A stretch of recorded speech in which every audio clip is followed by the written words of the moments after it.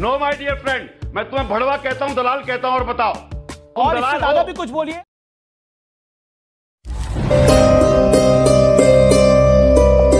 नमस्कार, मेरा नाम अभिजीत चौधरी है और अभिवाक जनतंत्र आप देख रहे हैं। आप मेरे चैनल को सब्सक्राइब करना, लाइक करना, शेयर करना ना भूलिए। आज ये वीडियो बहुत ही ज़रूरी है। मैं इस तरह से बहुत कम आता हूँ आपके साथ। आज ज़रूरत थी इस तरह के विषय पे आने की, कमरे के अंदर बैठ के बात करने की। मैं इसलिए आपके साथ आज अपने घर से जुड़ा हुआ हूँ। अपने इस वक्त मैं हरिद्वार शहर में हूँ। ये घटना जो है वो हरिद्वार शहर के एक व्यक्ति से जुड़ी हुई घटना है। कुछ दिनों पहले किसी की टीवी डिबेट में मृत्यु हो जाती है। इन सभी विषयों पर गहराई से बातें करेंगे, हर उस मुद्दे पे हम चर्चा आपसे करेंगे। उससे पहले आप ये वीडियो देख लीजिए एक बार।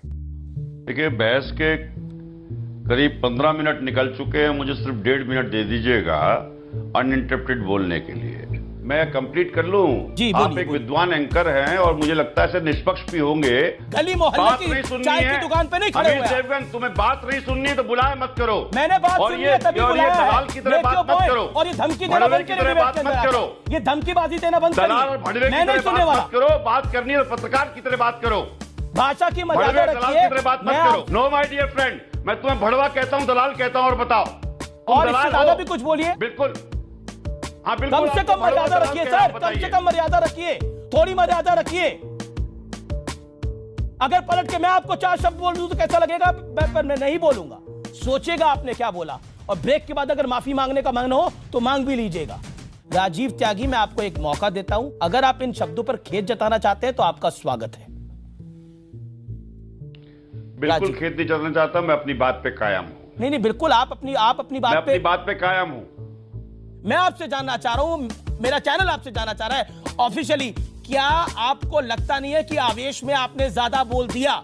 You could have controlled it Rajeev Tyagi. This is your last chance.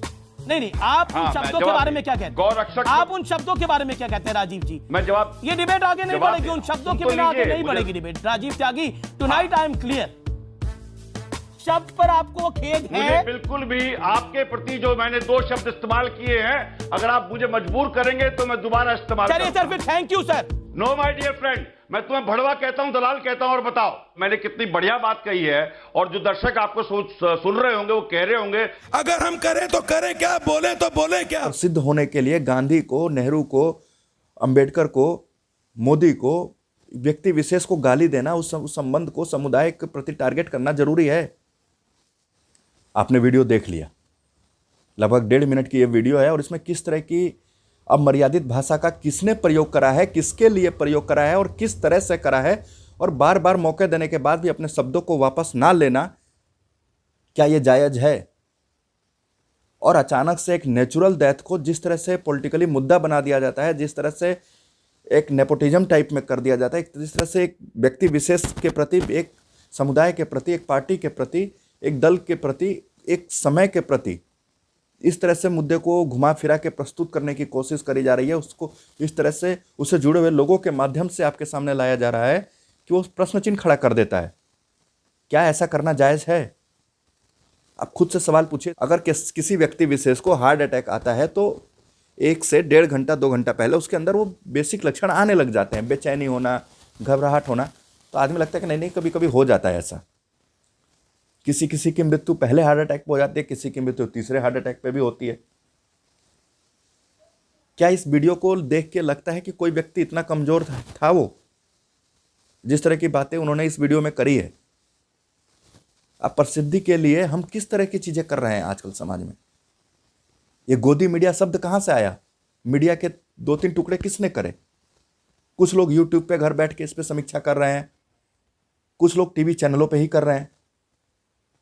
याद करिए शाहीन बाग का वो दिन, किस तरह से एक टीवी का बहुत बड़ा पत्रकार इस तरह के अपने माइक को छोड़कर एक सामान्य माइक पकड़ लेता है, जिसे संबोधन करने लग जाता है। वो अपनी बातों को किस तरह से कहता है उस काले रंग के माइक के साथ। क्या इस पर प्रश्न चिन्ह कभी खड़ा करा हम लोगों ने? क्या जरूरत उस व्यक्ति को उस माइक की थी वहां पर, या वो उस माइक को पकड़ने के लिए गए थे, या इस तरह के माइक के लिए गए थे जो उनका हिस्सा है, जिस चौथे स्तंभ की दुहाई आज वो दे रहे हैं, जगह जगह जाकर जगह जगह बोल रहे हैं कि टीवी देखना बंद कर देना चाहिए था, लोगों को ये कर देना चाहिए था, वो कर देना चाहिए था। मैंने बहुत पहले कहा था टीवी के कनेक्शन कटवा दीजिए, और उसी टीवी की वजह से वो आज जान पहचान बना रहे हैं अपनी, और जिनको लोग जाना जाता है। एक धर्म विशेष की खबर वो बताते हैं, प्राइम टाइम में आके बोलते हैं कि हम बेंगलोर के मुद्दे पे चर्चा नहीं करेंगे, आज हम चर्चा करेंगे कोरोना के ऊपर, बाढ़ के ऊपर। आपको जरूरी नहीं लगा बेंगलोर का मुद्दा, क्योंकि वो आपके उस दाल और नमक और रोटी जो आप खा के जीवित रहते हैं उसके अकॉर्डिंग वो रेसिपी नहीं बनाई गई थी। वो रेसिपी आपके अनुसार नहीं था, इसलिए आपने उसे नहीं उठाने की कोशिश करी। कुछ लोगों ने यहां तक कहा है कि 5 अगस्त को दिन भर राम जन्मभूमि का चलाया गया। क्या वो खबर जरूरी नहीं थी? क्या वो ऐतिहासिक पल नहीं था? याद करिए वो दिन जब सुप्रीम कोर्ट के कुछ न्यायाधीशों ने प्रेस कॉन्फ्रेंस करके एक मुख्य न्यायाधीश के प्रति अपनी नाराजगी जताया कि व्यक्ति विशेष के अनुसार, दल विशेष के या जाति संप्रदाय के अनुसार हमारे साथ केसों को नहीं दिया जाता है। हमें सबकी छोड़िए, भारत के राष्ट्रपति और प्रधानमंत्री, संविधान में साफ साफ कहा गया है कि राष्ट्रपति का प्रतिनिधित्व करता है प्रधानमंत्री। राष्ट्रपति एक अभिभावक हैं, देश के प्रथम नागरिक हैं, तो उनके कामकाज को चलाने के लिए एक प्रधानमंत्री का पद बनाया गया है, उसके अंदर कैबिनेट बनाई गई है। जब जनता का प्रतिनिधि जनता के द्वारा चुना हुआ व्यक्ति ही और लोकसभा के प्रति उत्तरदायी व्यक्ति ही होता है प्रधानमंत्री, लोकसभा का पक्ष का नेता होता है प्रधानमंत्री, जनता का प्रिय सदन होता है लोकसभा। अगर वो जाता है जनता की तरफ से राम जन्मभूमि में भूमि पूजन करने के लिए, तो इसमें क्या गलत है? इसके ऊपर प्रश्न नहीं खड़ा करा, पर राजनीतिक दलों ने अपने इच्छा अनुसार, अपने सहूलियत के अनुसार ये तो कह दिया कि राष्ट्रपति महादलित थे इसलिए उन्हें नहीं बुलाया गया। क्या भारत के प्रथम नागरिक को, महामहिम को इस तरह से शब्दों का प्रयोग करना जायज है? अगर आप कभी दिल्ली गए होंगे और विजय चौक पे खड़े होके चारों ओर अपने मुंह को घूम, अपने सर को ऐसे ऐसे आप देखने की कोशिश करेंगे, तो उस नज़ारे को आप महसूस करिए।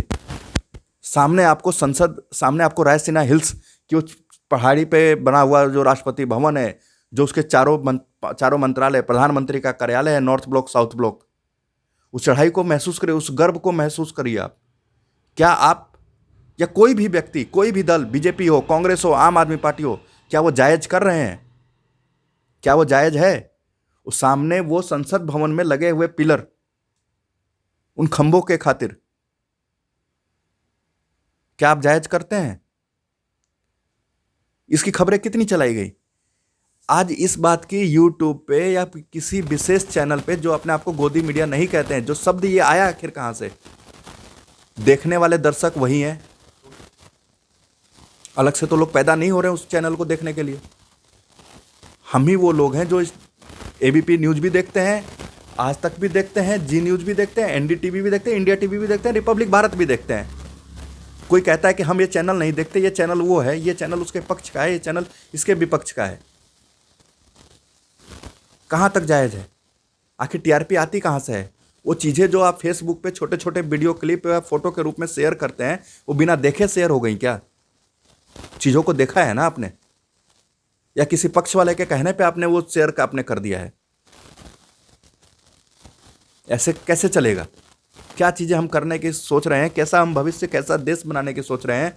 किसी धर्म विशेष की हम खबरें दिखाना चाहते हैं, किसी धर्म विशेष को छुपाना चाहते हैं।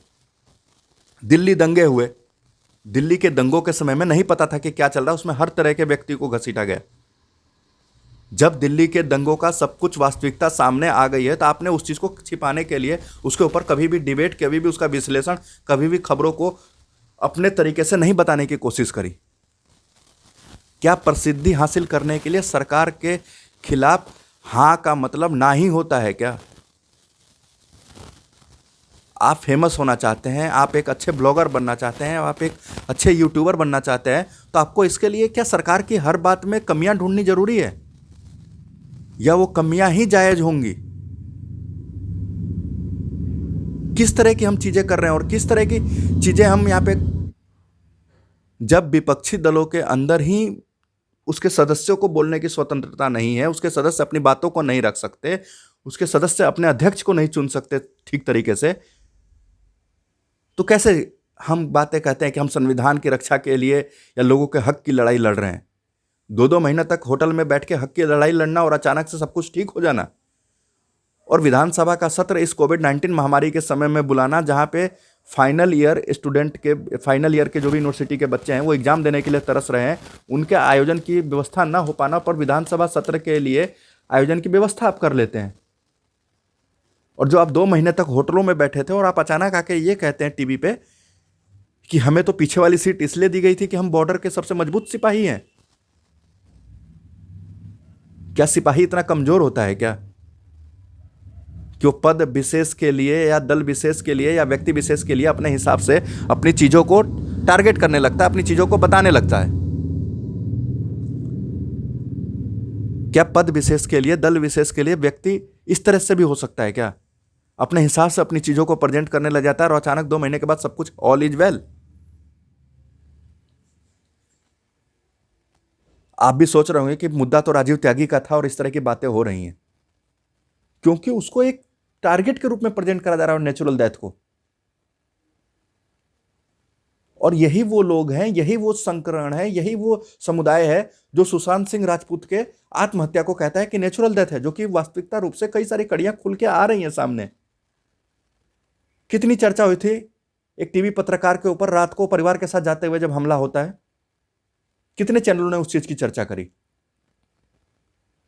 कोई व्यक्ति राजनीतिक दल विशेष में शामिल हो जाता है और जब उसकी महत्वाकांक्षाएं नहीं पूर्ण हो पाती हैं तो वो वापस आ जाता है अपने पुराने कार्यशैली में। वो जायज है? कैसे जायज है वो? क्या वो पैमाना है? किस पैमाने के तहत हम उसे तौल रहे हैं? कौन से वो बाट रखे जा रहे हैं दोनों तरफ तराजू के हिस्से में कि इस चीज को ये इक्वल करेगा, इस चीज को ये सेटिस्फाइड करेगा, इस चीज को ये जस्टिफाइड करेगा? अब उसी अफसरशाही घराने का, उसी समुदाय विशेष का जब आप हिस्सा होते हैं, जब वहां पे नौकरी कर रहे होते हैं, उस रायसीना हिल्स की पहाड़ी पे बने हुए भवनों के अंदर आप बैठकर फैसले ले रहे होते हैं, बड़े पद पर आसीन होते हैं, तब आपको कमियां नजर नहीं आती हैं। जैसे आपका रिटायरमेंट होता है या आपका कार्य करने की शैली बदल जाती है, आपको कोई और पद दे दिया जाता है, कुछ और तरीके की जिम्मेदारी दी जाती है, तो आपके सामने वो सच्चाई आने लगती है किताबों के माध्यम से, मीडिया के माध्यम से। जिस सिस्टम को सुधारने की, जिस खोखलेपन को भरपाई करने की आप बातें कर रहे हैं, तो आप उसके अंदर बैठ के क्यों नहीं उस चीज को करते हैं सही? वहां से बाहर आते ही आपको सत्यवादी राजा हरिश्चंद्र याद आ जाते हैं, मर्यादा पुरुषोत्तम श्री राम की चीजें आपके अंदर गुणगान आ जाते हैं। आपने इन चीजों को अपने अनुसार तय करा है, किसी व्यक्ति विशेष के अनुसार नहीं कि सिक्का हम उछालें, अगर हमारे पक्ष में नहीं गिर सकता सिक्का तो सिक्का बिल्कुल खड़ा रहे, ना कि हेड है ना टेल है। अगर आप इस वीडियो को YouTube पे देख रहे हैं तो प्लीज सब्सक्राइब करिए, लाइक करिए, शेयर करिए।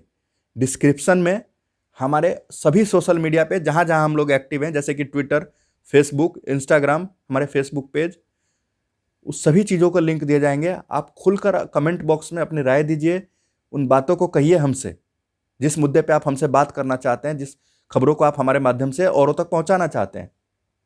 अभिवाक जनतंत्र जो हमेशा बोले, जो बिल्कुल निडर होकर बोले, अभी बोले, इसी को कहते हैं अभिवाक जनतंत्र। नमस्कार।